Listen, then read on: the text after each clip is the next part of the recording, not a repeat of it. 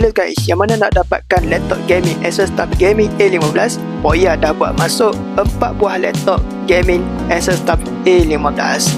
Jadi dekat depan saya ni bukan laptop second, ni bukan laptop refurbish. Ini adalah laptop baru yang boleh dapat waranti 2 tahun by Asus Malaysia. Okey, jom saya nak buka satu-satu.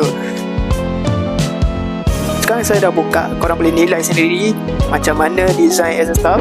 Ada lampu RGB. Okey, yang nak tahu spek untuk graphic card, semua Asus TUF 4 Asus TUF ni guna graphic card RTX 2050 4GB sahaja. Okey, part yang paling nak tunggu mesti nak tahu harga kan. Okey, untuk harga 16GB RAM bermula dari 2999 sahaja, dan untuk 8GB RAM bermula dari harga 2899 sahaja. Yang mana nak dapatkan Asus TUF Gaming A15 ada 4 buah unit. Boleh Roger Boyatek atau boleh kontak nombor di atas sana, atau boleh terus datang walk-in di Bandar Baru Tunjuk di Kota Baru, Kelantan. Okey, itu sahaja perkongsian ringkas daripada Boya. Kita berjumpa lagi. Bye bye.